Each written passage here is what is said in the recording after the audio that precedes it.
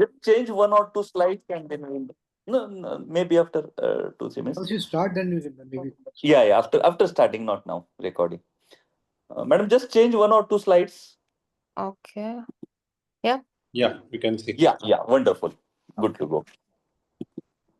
Okay. This is actually being recorded, so this is showing okay. I think it's already started the recording. No, you can stop it. Stop kar do usko bhi.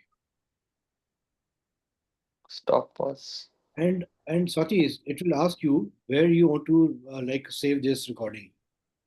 Save to cloud. This is the sharing option, and that is not the recording. When you start recording, Uh, it will ask you where you want to save this recording. I know in the end it will ask me for that, but No, before that only. I know that, but Before it's that, still, Are sun to le. hmm, Before that only, it will ask you where do you want to save. hmm. So उसमें तुम record वो save करना cloud पे. Okay. ठीक है. Once you ask Zoom It's to. 21 hours.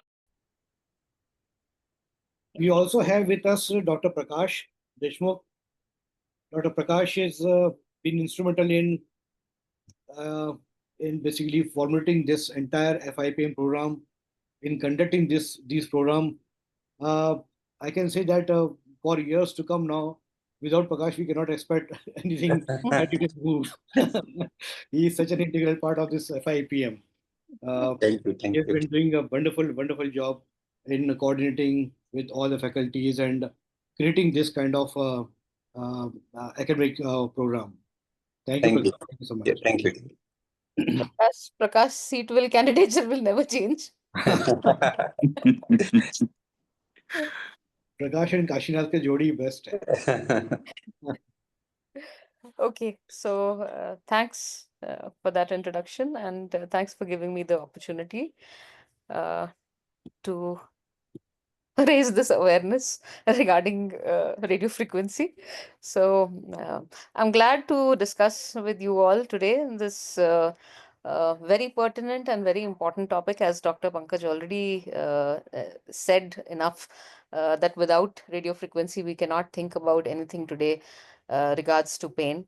There has been we all know that pain medicine as such has evolved in decades, and we have come a long way from the time when we had been doing only blocks which lasted for from few hours to days. But then also went ahead and we wanted a longer lasting effect that was achieved with chemical neurolysis, and that is when the essence of chemical neurolysis with alcohol, glycerol, and all of phenol, these used to be practiced at some point of time. Each had its own drawbacks, but at that time, since we did not have too many resorts, so that did give good pain relief. And even now, for the terminally ill or cancer patients, we still resort to chemical neurolysis, where the life expectancy is less, and we do not expect that there will be any neuronal crosstalks or any new regenerations to occur. There, when the expectancy is short lived, we do again resort to chemical neurolysis. When we are looking at something which is long lasting uh, and giving a longer pain relief to the patients, definitely radiofrequency ablation comes in a major way, and it has changed immensely and tremendously the way pain management, not only pain management, I would say entire spine is changing, or the way treatment is being now looked or focused at the major things in the spine. Okay, so let's go one step at a time, and let's understand the basics before we go on to do these procedures. Uh, Somebody's speaker is on. Please, I request you to turn it off. Please mute your mic. When you want to ask a question, you can unmute yourself. So we need to understand what are the basics of radio frequency, how the fundamentals are, so that we know where to apply them safely and with longer lasting effect and benefits where we require the correct indication. So to understand how basically radio frequency works, radio frequency, is it the heat that we are giving to the tissues? Or is it the heat? We always call it a heat lesioning, but is it that we are heating it, or is it that we are generating that heat? The answer is we are actually providing high frequency alternating currents, okay, which are the radio frequency currents in the range of over around 500 kilohertz. And this tremendous amount of alternating current, when it moves through the tip of an electrode inside the tissue, inside the body, that is when this current causes tremendous amount of friction or movement in the ions in the tissues inside the body. And once there is this entire movement of these ions, it produces a lot of friction, and that is where this heat gets generated from this friction. So it is basically that friction which is created because of this alternating current, which generates the heat inside the body. Okay. So that is where from the heat is evolved, and that is where the heat lesion is reduced. Okay. So we know that when there is a temperature we touch to the order of more than 60 degrees, that is which what brings about the cellular death. So we need to remember what is that critical temperature.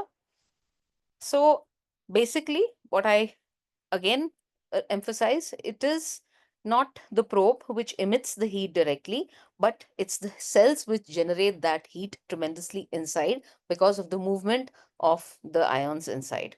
Okay, so now there are different types or patterns in which we will generate or we will deliver this current.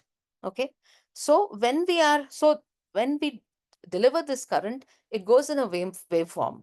So based on what waveform we are generating or we are giving these currents in, that is what dictates the kind of the radio frequency or the classification of the uh, nomenclature or classification of the radio frequency pattern that we are going to use. So based on the way the waves are given, we divide them or classify them into conventional or thermal radio frequency, or else the other pattern where we give it in bursts, where we call it as pulse radio frequency. Okay.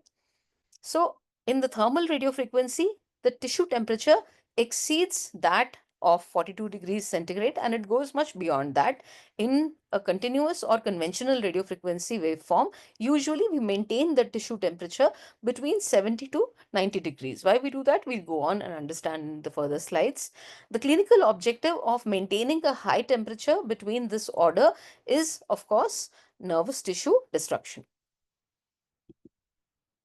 The other form or pattern in which we can deliver this burst of current or electricity is known as the pulse radio frequency. As the name signifies, it comes in a pulsed fashion. So that's why we name it as pulse radio frequency, right? So when we are giving short intensity bursts of electrical strength, this is increased without gross heating. Okay. So the tissue temperature does not ever exceed that beyond 40 or 42 degrees centigrade. So classically we maintain it as below 42 degrees centigrade. So why we maintain it below 42 degrees centigrade is because we do not want any tissue destruction to occur, or we do not want the damage to occur, or tissue lesioning, heat lesioning to be created, right? If then not the heat lesion, then what are we going to achieve out of it? How are we going to have pain relief out of it? It is because of the neural modification that we achieve out of a pulsed radio frequency. Okay, so exactly the tissue is not destroyed in a pulsed radio frequency, but there are certain other mechanisms. Some of them are not very clearly understood, but the hypothesis states and a lot of research states that we avoid destruction of the neurons over here. Majorly, we achieve neuromodulation when we are doing a pulse radio frequency. Now, what are the advantages when we do something like pulse radio frequency? Majorly, we avoid tissue destruction. So, when we are not very sure about our placement of the needles, or we do not want any motor neurons which are lying very close by to the structure, like when we are dealing with the dorsal root ganglion, right? We do not want any damage occurring there at all. So that is where we want only neural modification or manipulation rather than a total tissue destruction over there. So this provides a lot of safety features. Third, technically also, when you are doing in your early years of practice, when your needle placement for placing of conventional radio frequency, which obviously involves placement of the cannulas or the probes more parallel fashion as compared to your end on positioning, that is good enough for pulse radio frequency. So ease of placement of your probe or needle is also somewhat achieved with a pulse radio frequency. So if you're not very confident enough of placement of parallel placing of your needles, there also it's a little easier to perform when we are doing the pulse radio frequency as you go in end on view, right? Again, advantage, as I said, it requires little less precision, and it does provide you a safety feature. Right. So if you look at the graphical representation or an analogy of how a picture is, how yeah, so this is how a probe is, your electrode. Yeah, how your electrode is. This is the insulated part, what you are seeing as the brown part. All of the probes that we use come as insulated, and there is a non-insulated tip, which is the active tip, what we call. Now, this active tip will be of different lengths. The entire probe also has different lengths based on where you are going to do the procedure. Um, Usually, the intradiscal procedures, or where you require to go a long way in depth, you do take longer needle sizes, and where the lesioning or the nerves are thicker, or like a discal structure where you want a larger lesion size, there also you go for thicker gauges.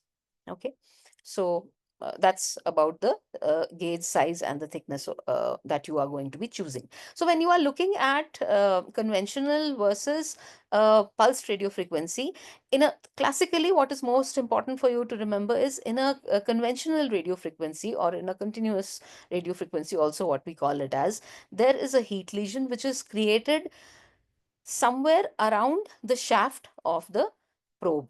So imagine that this, what you are looking like, what this probe, which is a graphical representation, you can imagine this to be somewhat like a matchstick, right? So the head of the matchstick resembles your the tip of the probe.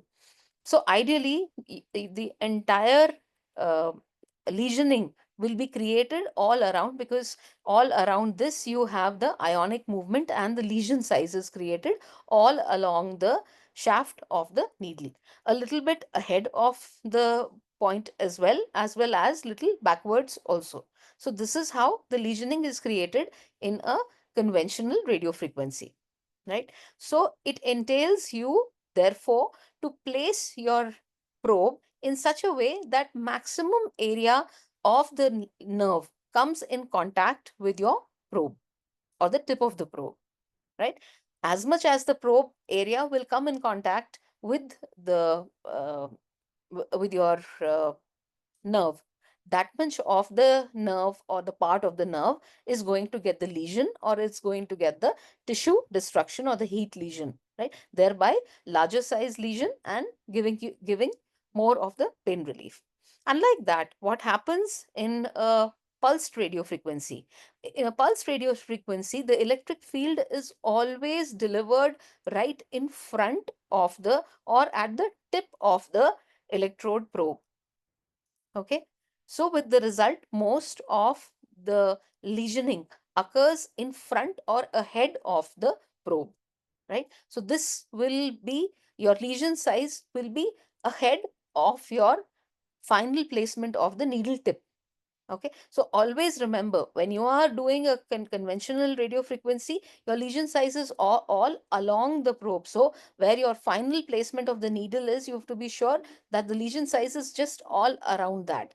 But when you're doing when you're doing a pulsed radio frequency, your needle will, or your lesion, active lesion, is going to be ahead of that, right? So you've got to make that calculation accordingly, like that. Uh, And of course, when you are doing a pulse radio frequency, you can go in an end-on view, as you go with most of the procedures when you are doing your diagnostic blocks, etc. So you go in end-on view over there, right? But versus in your conventional radio frequency, when you're doing all of those conventional procedures, you need to go in a parallel fashion.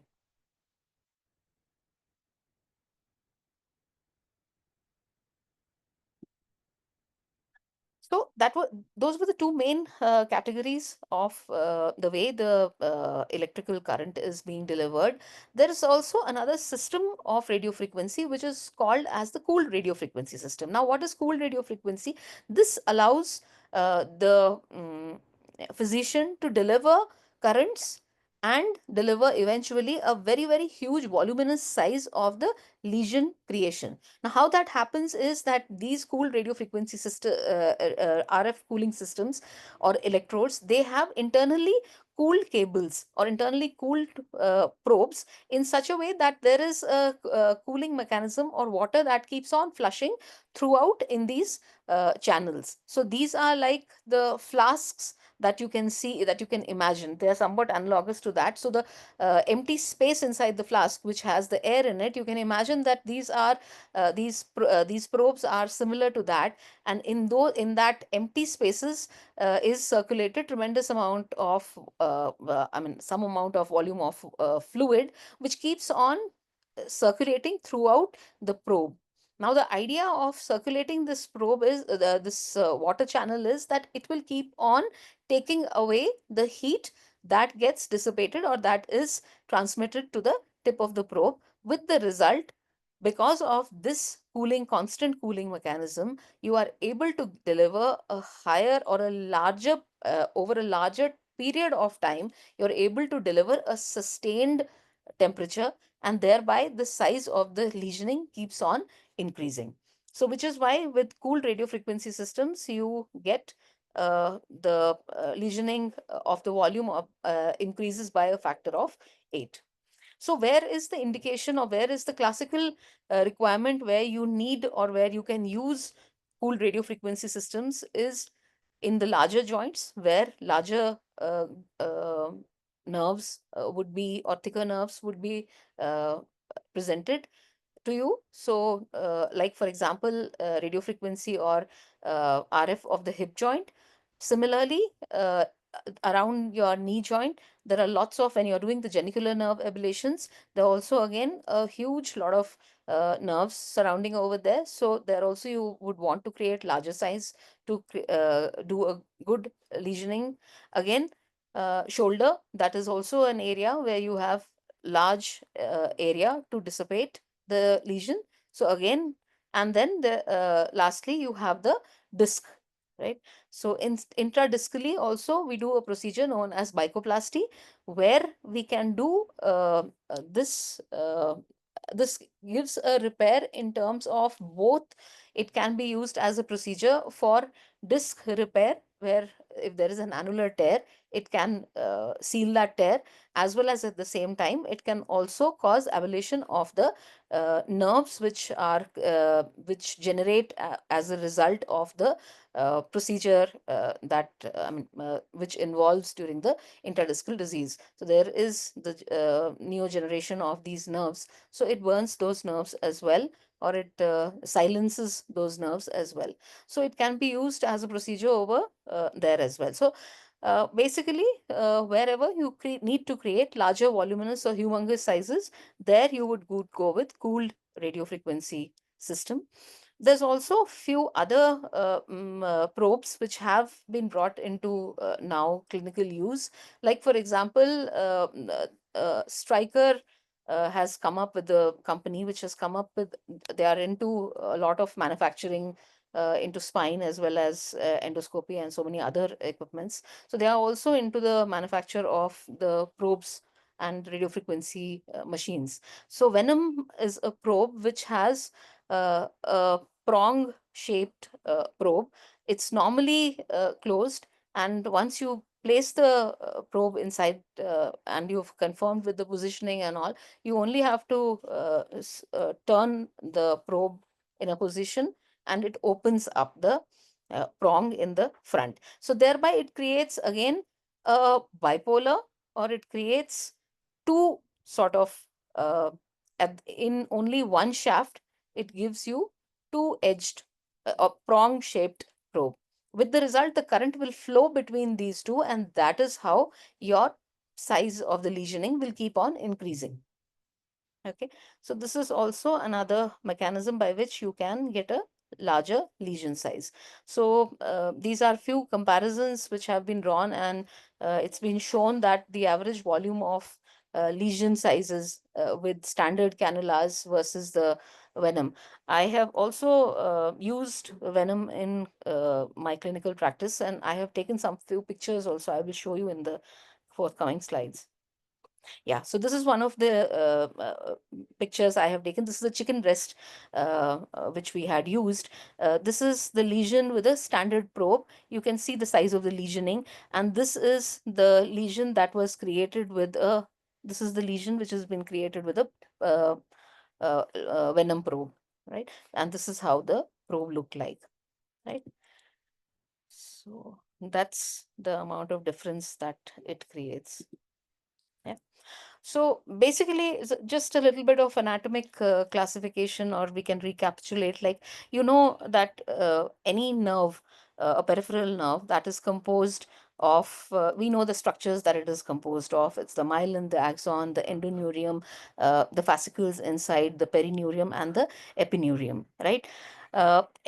Endoneurium surrounds every individual myelinated axon and the groups of these unmyelinated axons. There are tufts or fascicles in collection of these axons, and these are enclosed or encapsulated by your perineurium, right? Each peripheral nerve has collection of these fascicles, and every epineurium is covering of the nerve trunk as such. So we know this classification, right? And then in between this, you have the embedded fibrofatty connective tissue, right? What happens exactly when we are doing a radio frequency ablation? Basically, we are bringing about your RF or thermal RF. It produces Wallerian degeneration as a result of this tissue destruction. And this Wallerian degeneration to complete itself takes at least 4 to 6 weeks time period, in which there will be finally a physical disruption of the basal lamina. There is disruption of perineurium, the some amount of mast cell degranulation, recruitment of these exogenous macrophages, etc. Some amount of muscle necrosis also happens. Also, some amount of vascular ischemic bed is also created. Right. So this all brings about the Wallerian degeneration, and eventually the nerve cell does get degenerated. If you see the destruction of the classification of neural tissue destruction, we can classify it into 3 degrees: the first degree, second degree, and third degree.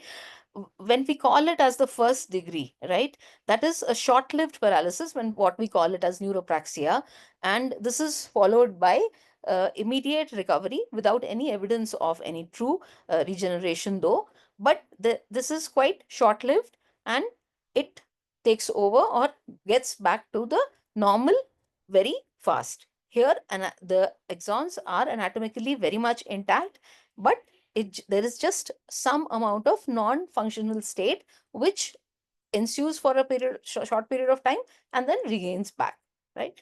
The disruption of nerve conduction happens only due to neuropraxia. Usually, this affects your motor nerve fibers than your sensory fibers. So you would have known that, after a motor accident, there is total loss of movement, but there is tremendous amount of pain. So that happens as a result of this. Then in the second stage or degree of nerve damage, we call it as exontomesis, wherein there is some amount of complete peripheral degeneration, and however, the sheath or the exocytoskeleton and its supporting connective tissue still remains intact. The nerve, as such, the mass of the tissue is still in continuity, or the congruity is still maintained. That is what we call as the second degree. And finally, we have the neurontomesis, wherein there is complete sharing or cutting, where we call it as the third degree, and there is complete neural separation state. We do not enter this stage when we are doing our radiofrequency ablation, right? Here, most of the connective tissue framework is lost in this stage or distorted.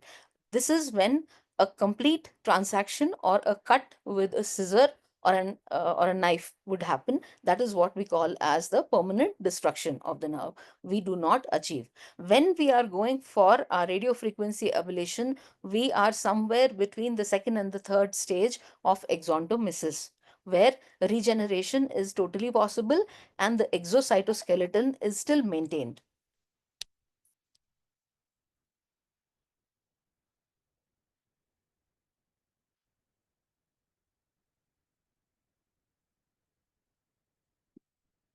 Okay.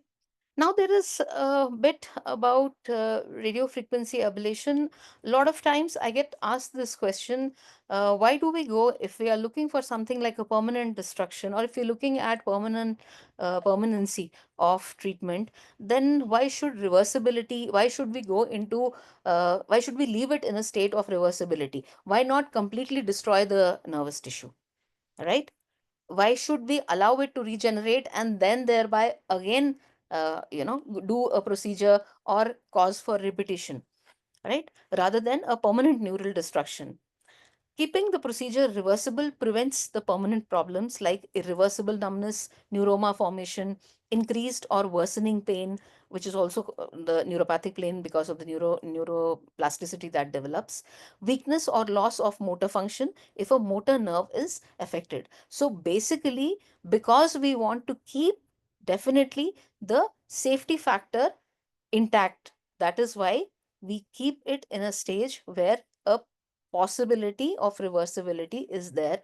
And at the same time, medically, right, it is not feasible to biologically, it is challenging both, as well as it is medically not advisable also to cause a permanent tissue destruction, right?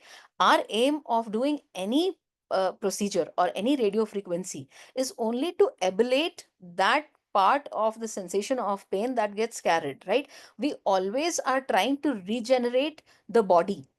So what, every time if there is some tissue or there is something which is wrong with the body, whether it is an arthritic process or it is some other inflammatory process, there's every possibility after we have given complete pain relief to the individual, there is some amount of regeneration or some amount of growth that happens inside the body. There are humoral factors inside the body itself which are going to wash away the toxins, etc.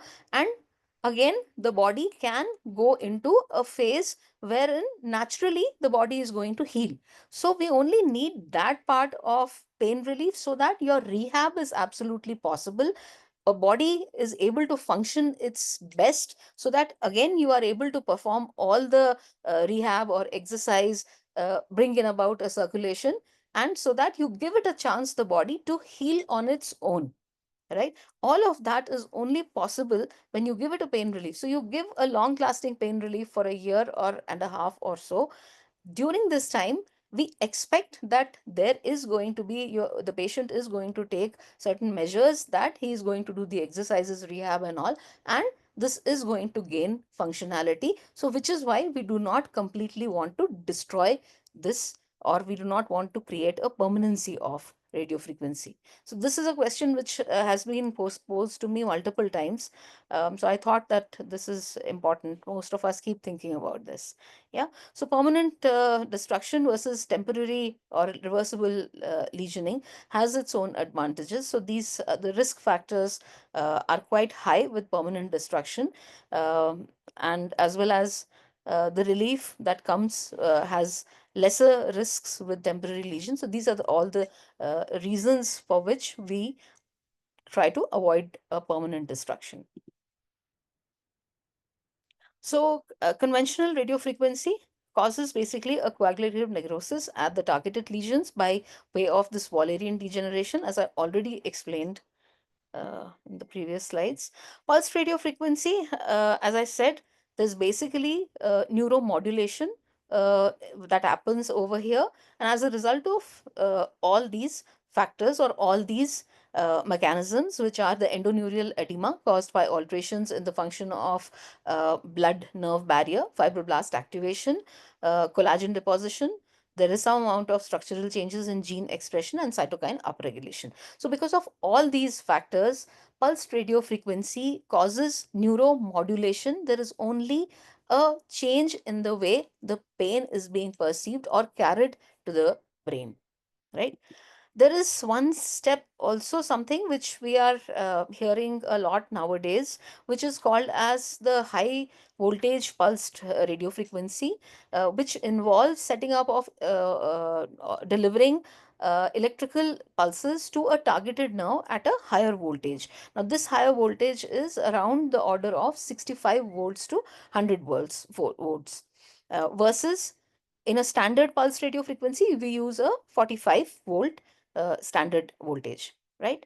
While we maintain the electrode tip temperature below 42 degrees to prevent any tissue damage, and thereby we produce a neuromodulatory effect, right? So what is changing in high frequency is that the precise voltage is increased slowly or gradually, and the patient is again monitored to see what is his maximum effective or tolerance level, right? So gradually you keep increasing this voltage. Research has indicated, so why we are doing this is because research has indicated that increasing the voltage can enhance the analgesic effect. So there have been certain analysis, some case reports and all have been shown, have been uh, reported, where the uh, effectively it has given better results in term of efficacy or longer lasting pain relief or better quality pain relief also. VAS scores were seen at 6 months, 8 months, and 9 months and 12 months, and comparatively they have shown better results. Now what we need to remember is what changes in high frequency or high voltage pulse radio frequency is only the voltage, right? In a standard we use 45 volt, in a high frequency we use 65 to 100 volt, depending on how much your patient is going to tolerate. So you slowly increase it. Rest all the parameters will remain the same, which is frequency again is 2 hertz only. The current duration will be again 20 milliseconds. Interval every in between pulses you will have 480 milliseconds of short breaks in between, after which again you give the 20 milliseconds of current, and the temperature still is always maintained below 42 degrees centigrade only, right? So that was about the high frequency. There is also now a bit about how you can achieve this also is by applying multiple cycles of 2 to 15 minutes longer duration can be used. So each cycle of 2 to 15 minutes can be used effectively, and this has been shown to be equally efficacious, as well as safety has been proven with this, right? So longer durations used in this and in conjunction with higher voltages, they have shown to they have shown improved outcomes for a lot of neuropathic conditions. So herpetic neuralgia, CRPS, all these conditions, it has been used there. So these are few studies that I was going through. You can go through these, and they have shown, the comparative safety and efficacy of high voltage in these studies. So there are lots of studies which have been there. A few meta-analysis also are there in the literature reviews. You can go through these studies, which eventually the conclusion has been that high voltage pulse radio frequency is supposed to be giving safe and effective pain relief, longer lasting pain relief.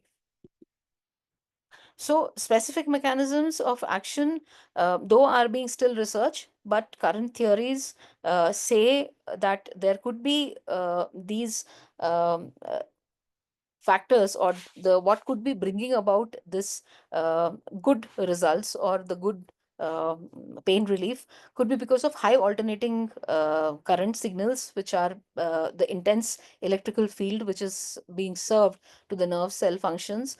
This signals pathways involved in pain transmission.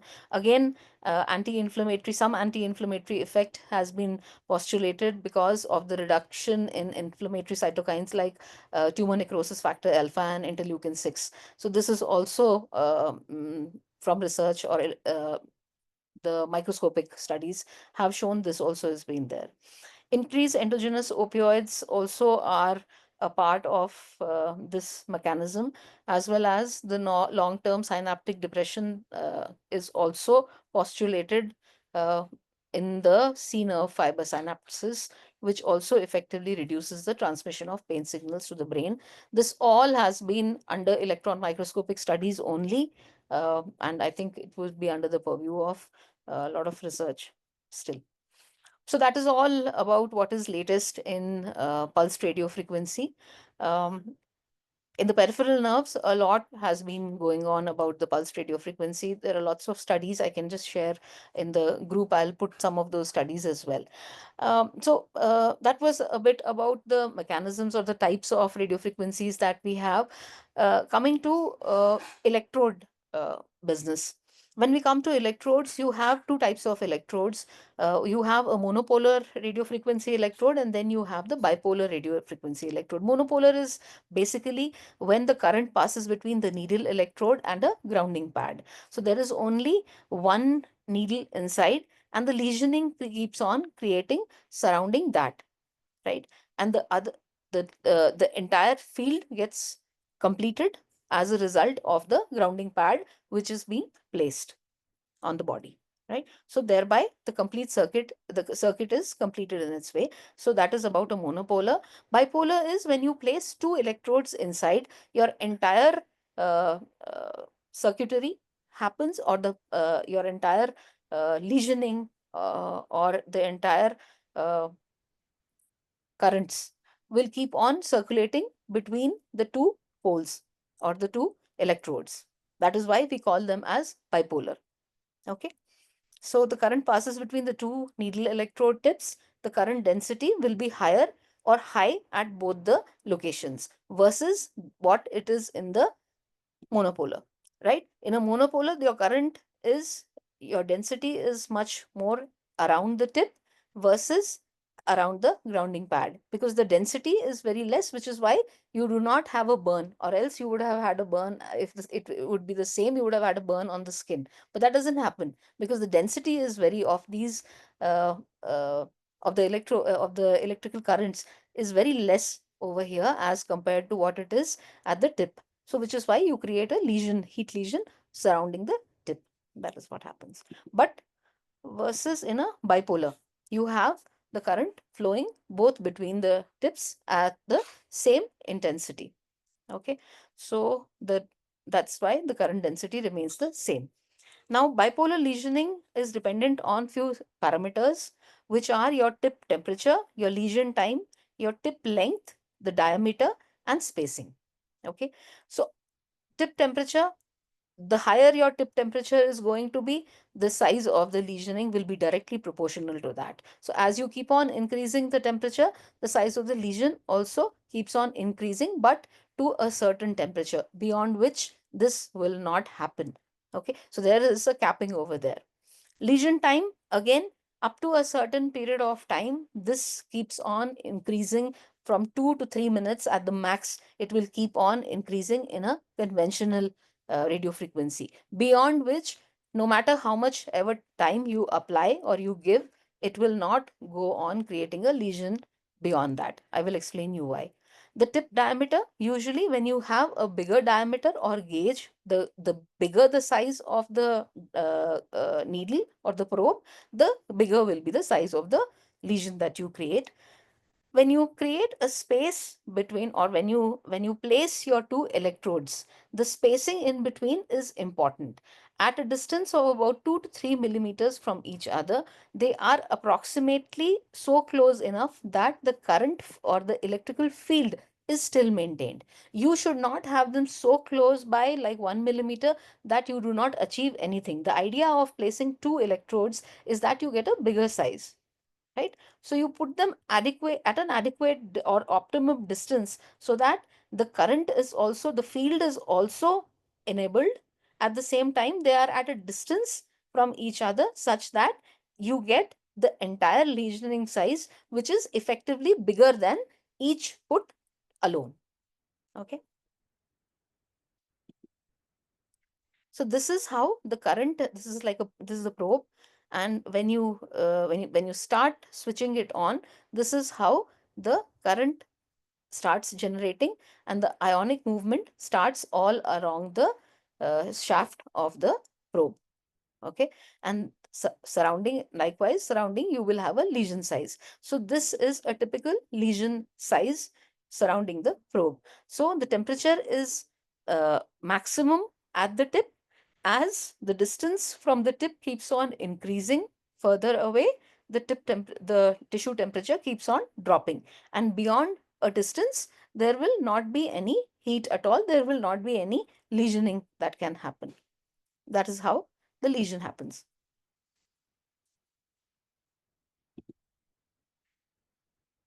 Now, if you see in a tissue, when you place an electrode, right? This is an electrode. As I mentioned, that once you increase the temperature is the hottest or the highest at the inside of the needle, right? There is something at different temperatures when we look at it.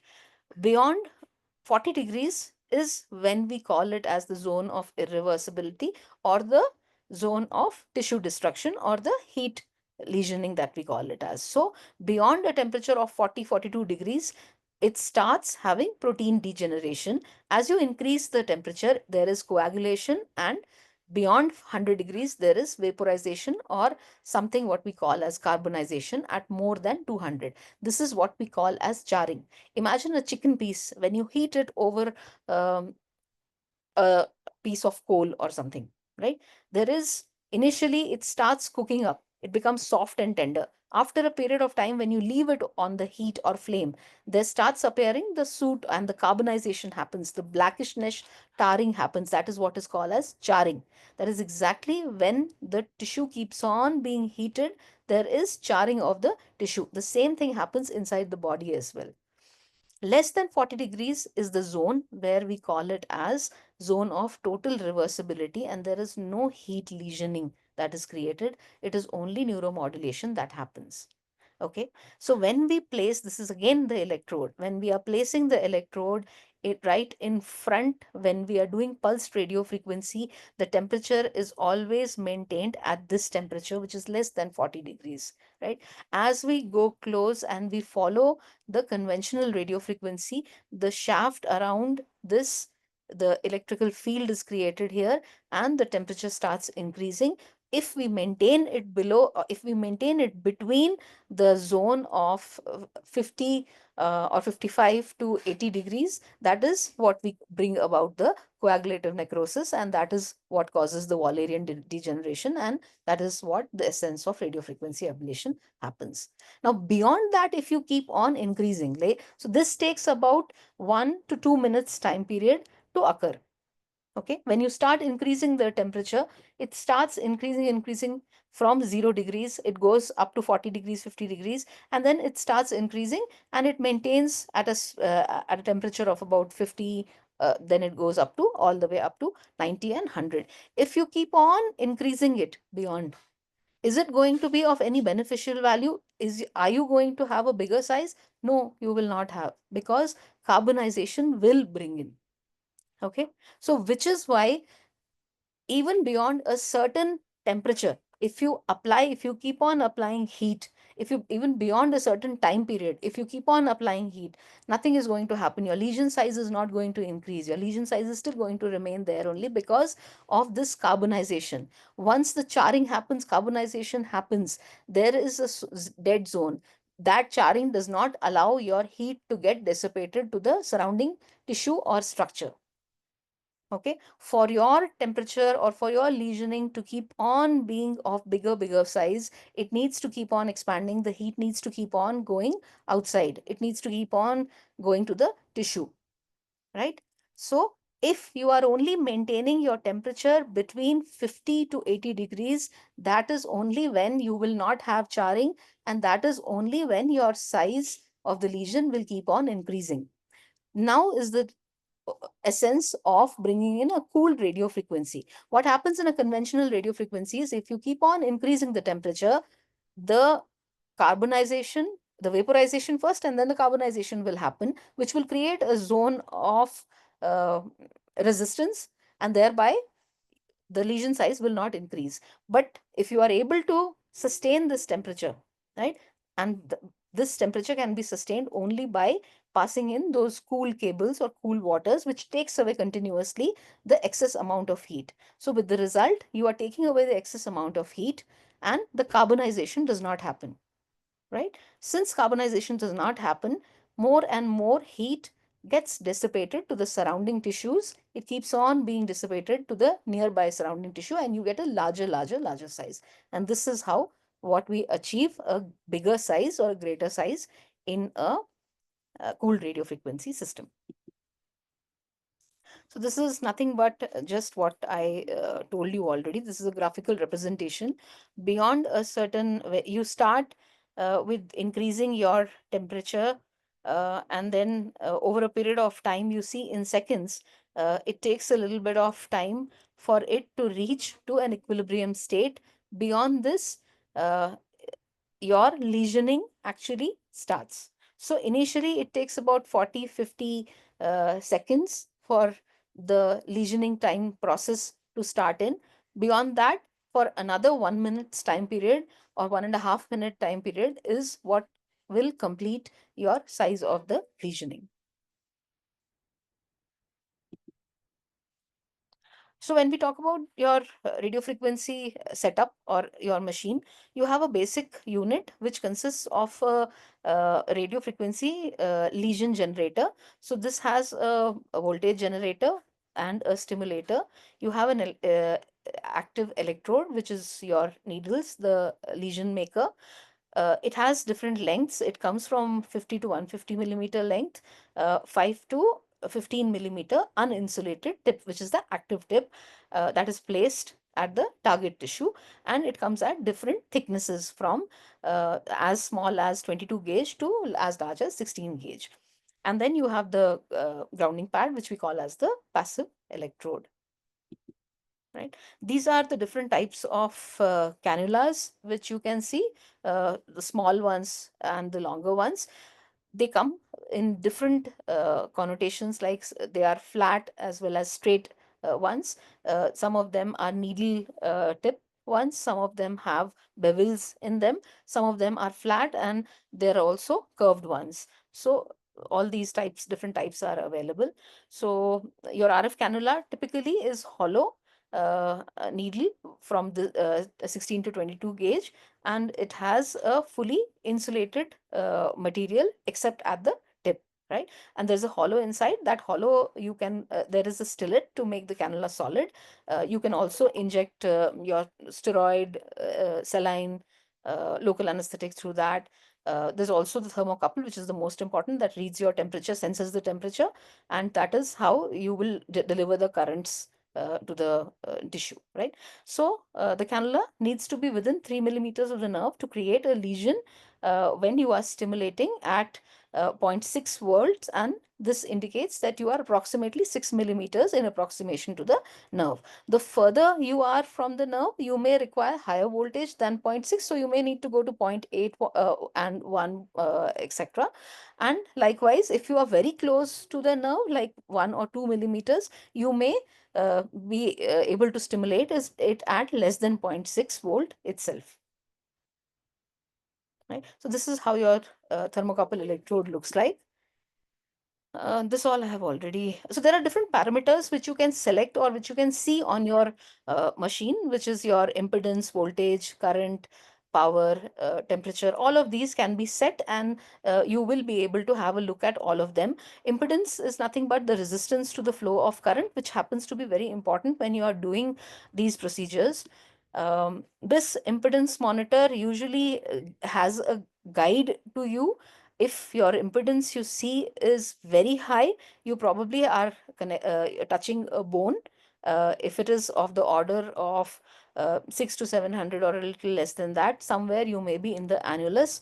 So ideally, when we are doing discal procedures, we expect a higher impedance over there. Uh, Again, inside the neural tissue, it will be somewhere around 2 to 300, somewhat like that. And then when we are within blood vessel or CSF, there will be very low impedance. Obviously, the resistance will be very low. The harder the structure, the denser the structure, resistance is high. The lighter the structure, or when you are in fluid cavities, the impedance is very, very low. Right.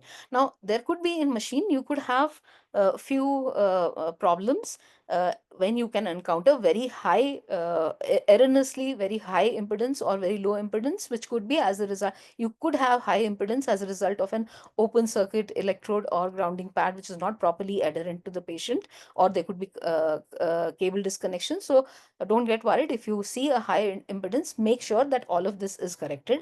You can also get very low impedance in case there's a short circuit or there's a failure of the machine working. So if there's a direct contact also with any metal implant, that is also a possibility where all the current will flow, and which is why you will have very low impedance. So these should be at the back of your mind when you are doing. So this could help you in all the troubleshooting.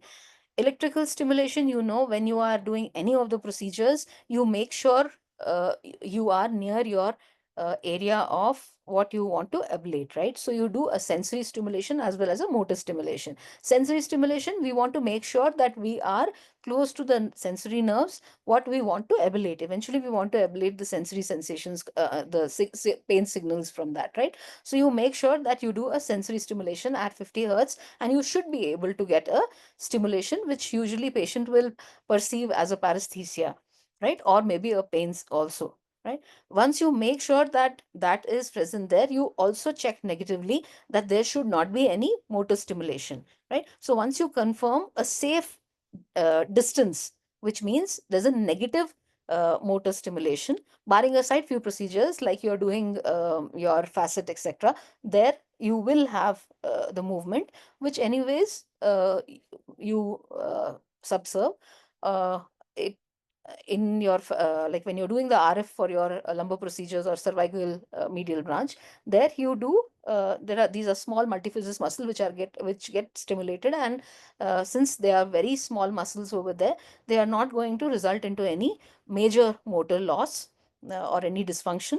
So we do allow that to happen. Barring aside that, whenever you are doing any other procedure, you make sure that there does not happen any motor stimulation, where you should not be getting any motor stimulation. So once you have confirmed that there is negative motor stimulation and there is positive sensory stimulation, you go ahead and do the lesioning, whether you want to do a conventional or you are doing a cool RF, that depends on the procedure.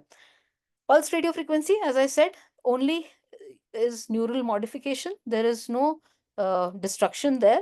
So you are safe, whether it is sensory, motor, wherever you are, right?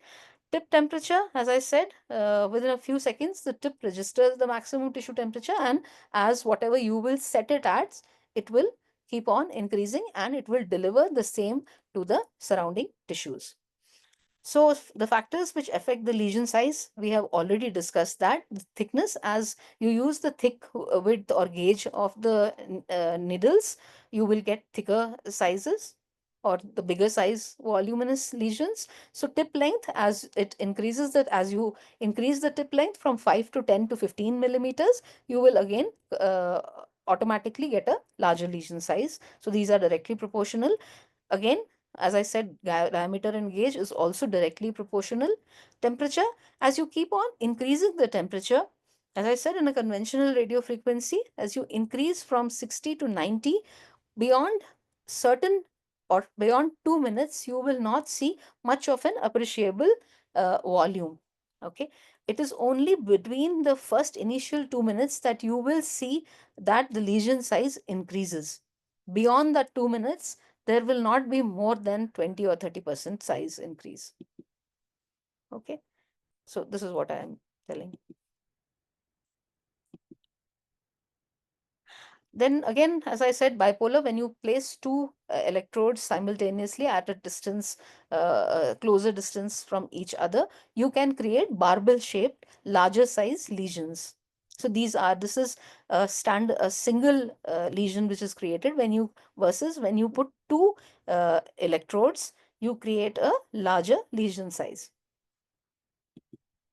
This is what we have done on a chicken breast. So these are two electrodes which are placed. You can see a larger lesion. This is probably the same kind of a lesion that we get when we place similar placement when we do in intradiscal procedures. So this is how you get a bigger or a lesion, higher lesion size. This is what is from a standard lesioning, a single lesion what we have created.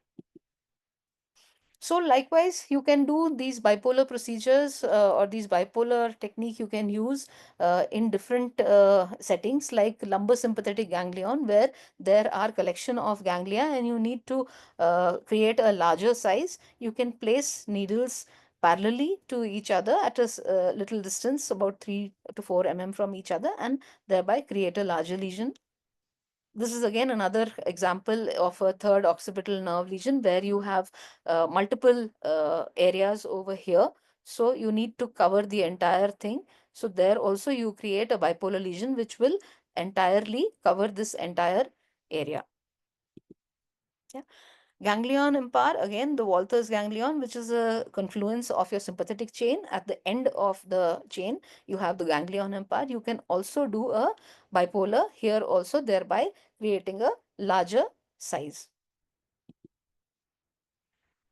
So this is again just to show you diagrammatically, as you keep on increasing the temperature, this is how the lesion size increases in time. Uh, Also, it is said that by pre-lesioning injection of saline or lidocaine through the cannula, it has been suggested that you can further increase the lesion size.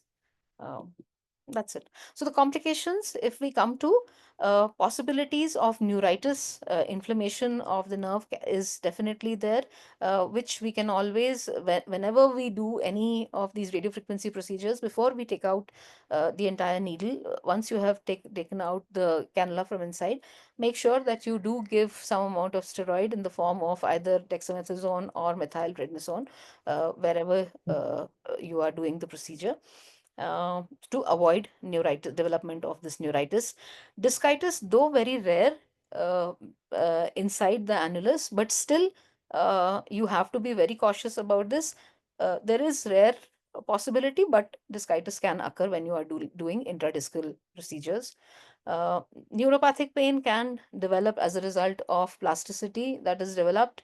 There could be motor loss or nerve injury as a result of a wrong placement. So be very sure about placement of your needle.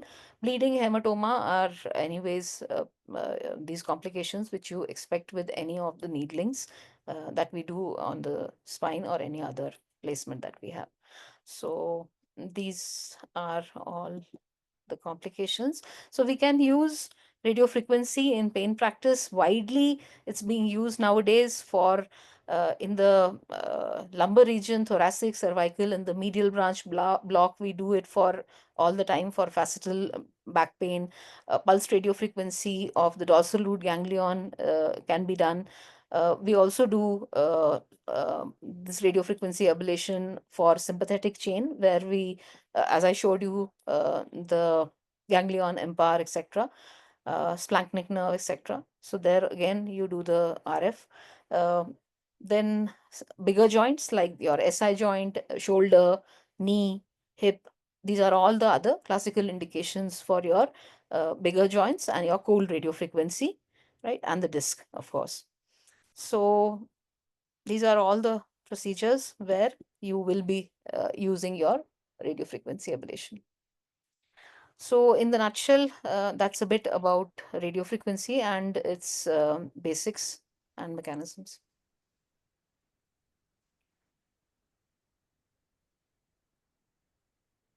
That's a wonderful lecture, Swati. Extensive one. You covered beautifully the entire topic with this, the basics and applications.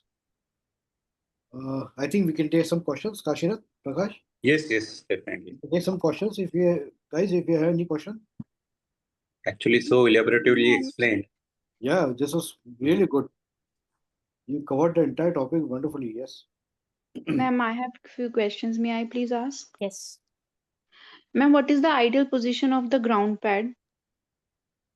See, wherever you are doing the procedure, remain closer to the structure. Like, for example, if you're doing a trigeminal, right? Somewhere around the shoulder, don't be so far away from this, from your one electrode, from Yes, your ma'am. other electrode, right? Because you have to form the circuit. Remember that.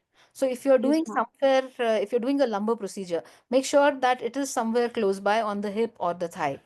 Don't make the pad too far away, because your entire circuitry has to function. If it is too far away from your other electrode, then the circuit will not complete. Okay, ma'am. And ma'am, do we always need to give a diagnostic block before proceeding for the radiofrequency ablation Yes. in obvious cases of the osteoarthritis grade 4 knee also? No, I don't think there it is any indication. Okay, ma'am. See, Ma'am, I'd like to intervene here. Whenever you're doing a diagnostic, see, radio frequency ablation is a destructive procedure. So you have to be confirmed how much amount of pain relief the patient is getting, especially so in the knee, because in knee, out of 4 nerves, you can only ablate 3.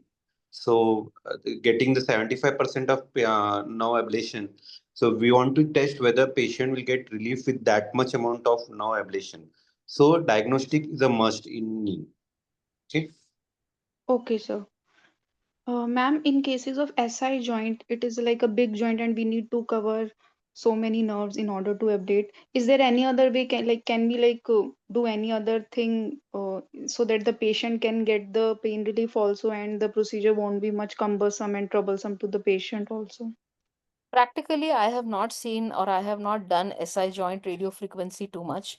Most of the time, SI joint has some the SI joint, whatever pain is there, you need to understand why is it there.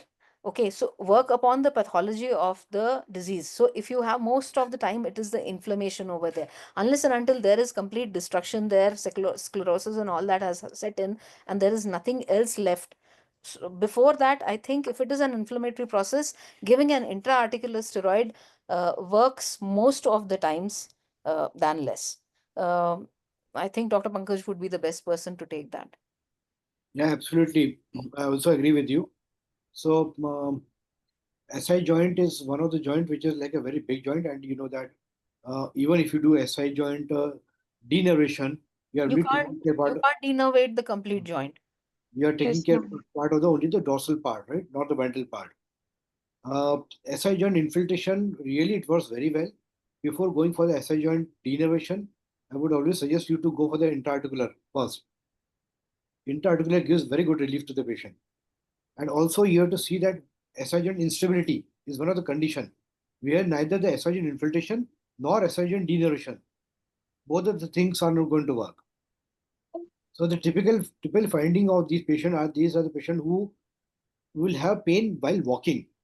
Usually these patients do not have pain while walking. If it is coming from the SI joint, it is mainly because of instability of the joint. Yes, sir. If it is degenerative inflammatory condition, patient will feel better while walking. They will have pain more on sitting. In Yes, sir. instability, it is reverse. While sitting, will not have pain, but when they start walking, they will have pain. Okay. In Okay, that sir. case, obviously, you should not go for the denervation or the infiltration both. Both are not effective. In that case, Okay. you have to advise them for the strengthening exercises till the time you can give them some lumbar support belt. Okay, for walking. So that is the best treatment for these patients. Okay, sir. Ma'am, the whole idea of the cooled RF is to create a bigger lesion Yeah. with the one electrode. So, ma'am, what if we can we create the like can we do multiple lesioning with our the convention with our normal the conventional RF and can we get the same result? It depends where you are doing it. See, very classical indications for your cooled radio frequency. The bigger joints, as I said.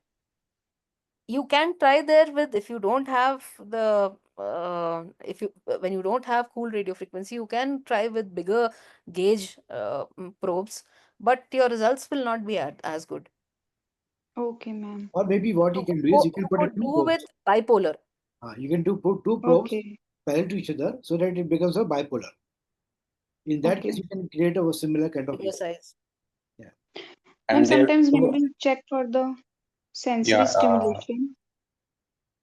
no, before you ask another question, now when once you ask whether we can do the same lesion in standard and cooled, the major difference is that for standard, the needle has to be parallel to the nerve.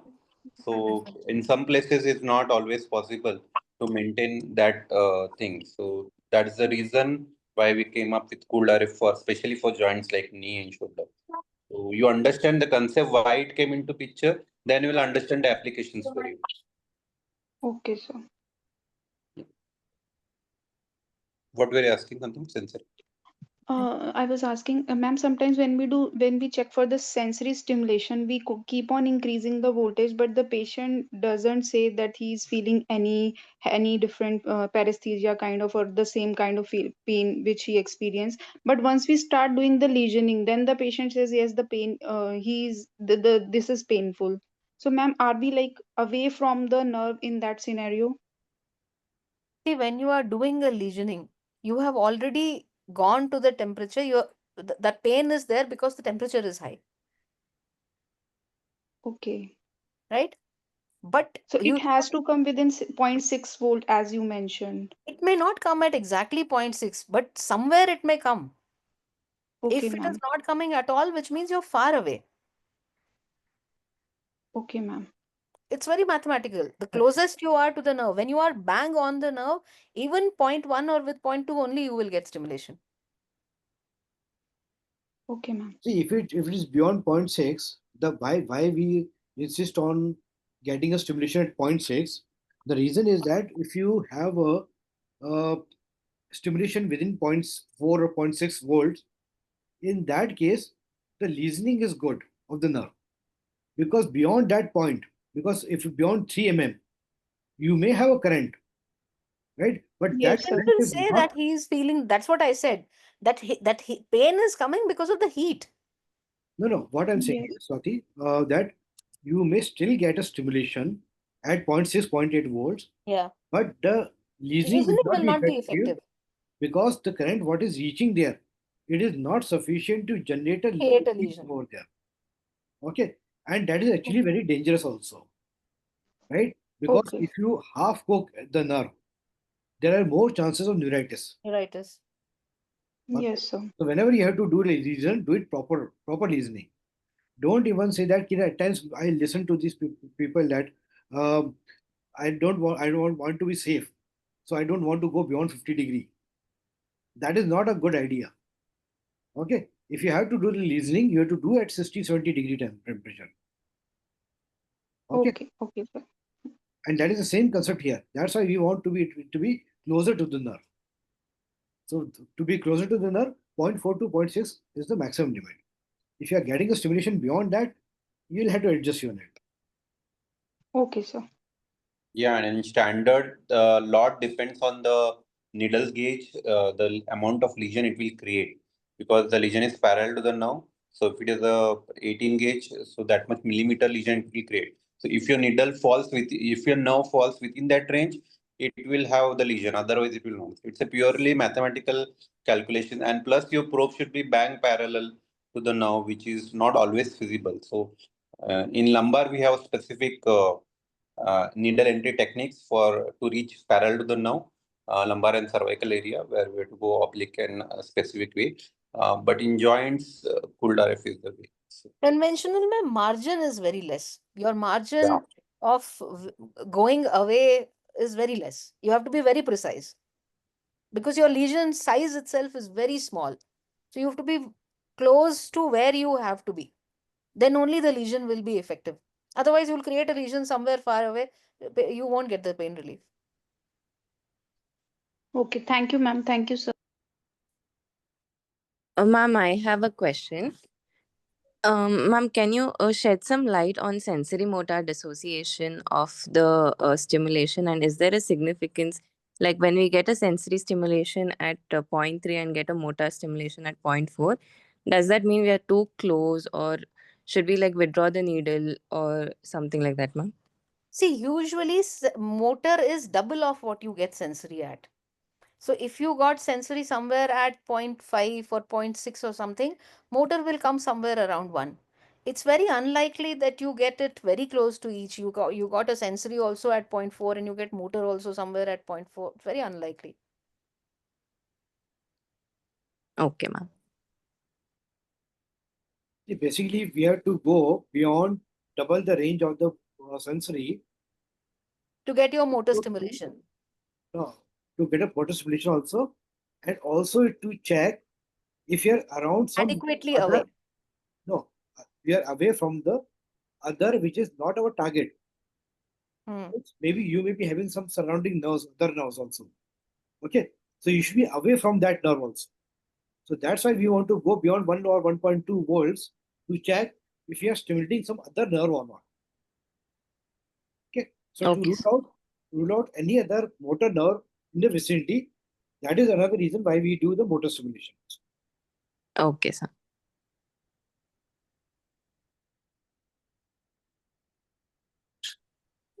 Any questions?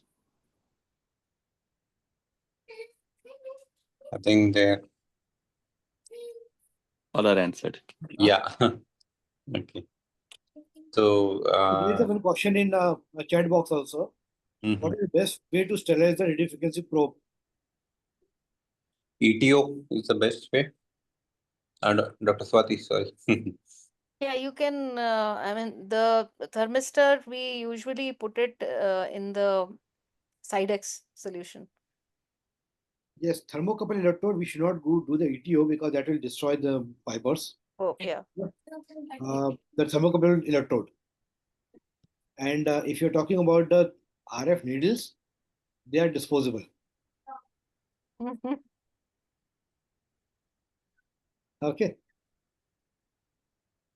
Even the single-use probes are also nowadays coming. Those Yeah. are also available, but that is very costly. It makes it like it's very difficult to convince the patient for that. Yeah, yeah. So thermocouple electrodes, you can do this side X or the things. That is the best way. Venom probe. Oh, madam, one more question in the Yeah, chat box. yeah, yeah. Venom probe or cool RF produce, which one produces bigger lesion?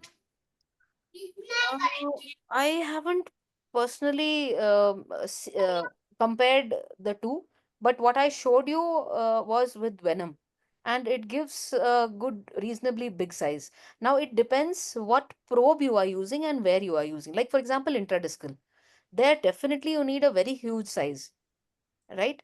So the intradiscal kits that we get for cool RF, they create a much more larger size. They are not comparable to, I don't think there is any other probe which can create that bigger size. So intradiscal is totally completely an entity separate, right?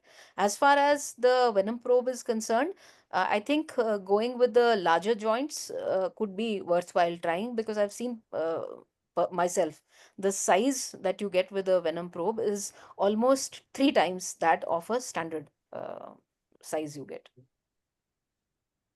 So maybe in the joints you could try.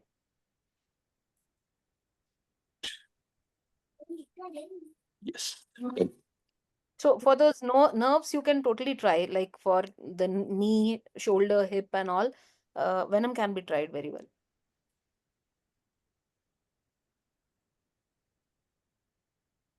Any other? Okay. I'm And thinking. done. Yeah, done. Thank you, Dr. Swati. Thank you, Dr. Thank you. Pankaj.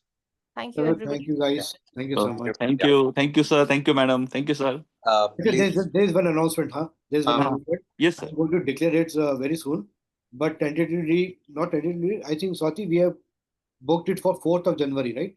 Yeah, the exam date, right? FIPM exit exam. Yes, yes. So this batch is going to appear for the exam, FIPM exit exam. So most probably it is 4th of January. Uh, I'll declare this date soon, very soon. Okay, guys. Okay, sir. Good night. Okay. Good yeah. night. Good night. Okay, bye. Thank you. Thank you. Bye. ये मेरा हाँ, it is not showing me कि so anything. stop the recording. Stop recording. Okay. Stop recording. Stop recording. Okay. Stop cloud recording. Yes. Okay.